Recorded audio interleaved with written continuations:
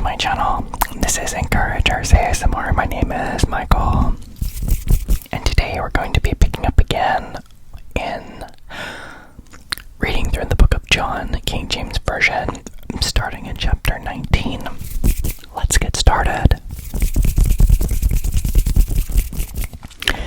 Then Pilate therefore took Jesus and scourged him, and the soldiers plaited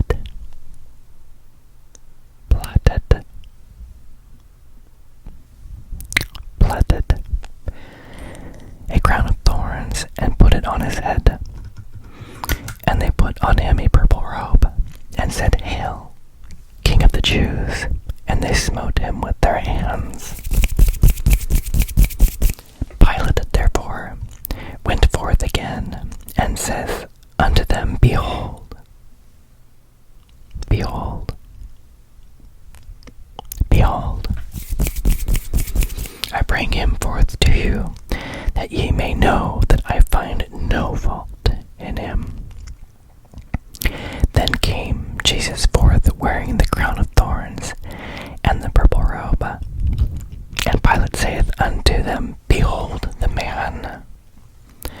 When the chief priests therefore and officers saw him, they cried out, saying, Crucify him, crucify him. Pilate saith unto them, Take ye him, and crucify him, for I find no fault in him. The Jews answered him, We have a law, and by our law he ought to die, because he made himself the Son of God. When Pilate therefore heard that saying, he was the more afraid, and went again into the judgment hall, and saith unto Jesus, Whence art thou?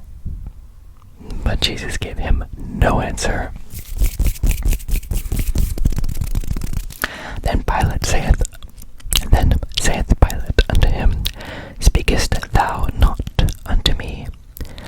Knowest thou not that I have power to crucify thee, and have power to release thee? Jesus answered, Thou couldst have no power at all against me, except it were given thee from above. Therefore he that delivered me unto thee hath the greater sin. And from thenceforth Pilate sought to release him. But the Jews cried out, saying, If thou let this man go, thou art not Caesar's friend. Whosoever maketh himself a king speaketh against Caesar.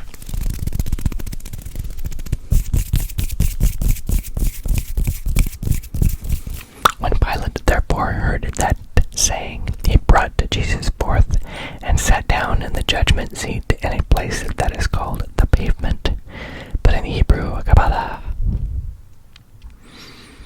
And it was the preparation of the Passover, and about the 6th hour.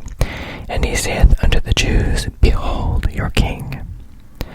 But they cried out, Away with him, crucify him.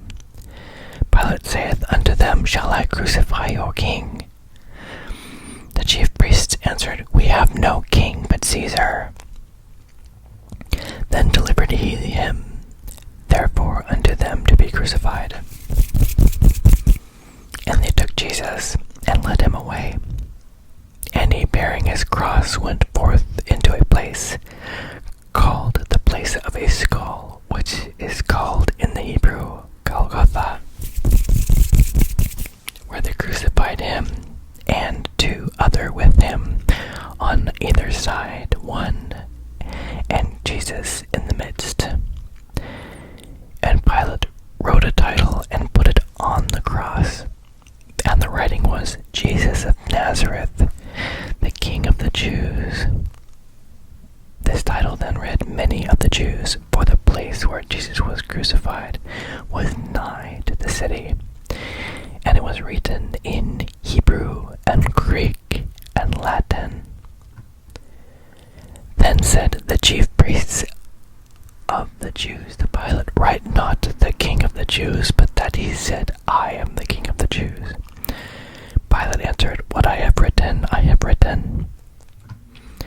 Then the soldiers, when they had crucified Jesus, took his garments and made 4 parts, to every soldier a part, and also his coat. Now, the coat was without seam, woven from the top throughout. They said therefore among themselves, Let us not rend it, but cast lots for it, whose it shall be,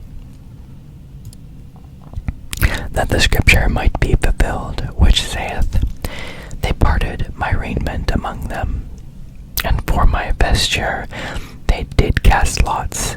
These things therefore the soldiers did. Now there stood by the cross of Jesus his mother, and his mother's sister, Mary, the wife of Cleophas, and Mary Magdalene. When Jesus therefore saw his mother, and the disciple standing by, whom he loved, he saith unto his mother, Woman, behold thy son. Then saith he to his disciple, Behold thy mother. And from that hour that disciple took her unto his own home. After this, Jesus, knowing that all things were now accomplished, that the scripture might be fulfilled, saith, I thirst.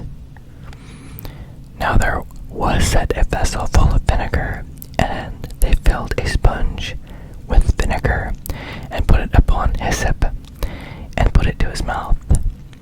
When Jesus therefore had received the vinegar, he said, It is finished. And he bowed his head and gave up the ghost. The Jews, therefore, because it was the preparation that the bodies should not remain on the cross on the Sabbath day, for that Sabbath day was a high day, besought Pilate that their legs might be broken, and that they might be taken away. Then came the soldiers, and brake the legs of the first, and of the other which was crucified with him. But when they came to Jesus, and saw that he was already dead, they brake not his legs. But one of the soldiers with a spear pierced his side, and forthwith came there out blood and water. And he that saw it bare record, and his record is true. And he knoweth that he saith true, that ye might believe. For these things were done, that the scripture should be fulfilled. A bone of him shall not be broken. And again another scripture saith, They shall look on him whom they pierced. And after this, Joseph of Arimathea, being a disciple of Jesus, but secretly for fear of the Jews, besought Pilate that he might take away the body of Jesus. And Pilate gave him leave. He came therefore and took the body of Jesus. And there came also Nicodemus, which at the first came to Jesus by night, and brought a mixture of myrrh and aloes, about 100 pound weight.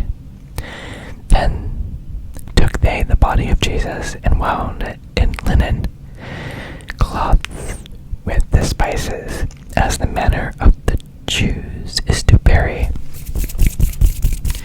Now in the place where he was crucified there was a garden, and in the garden a new sepulchre, wherein was never man yet laid.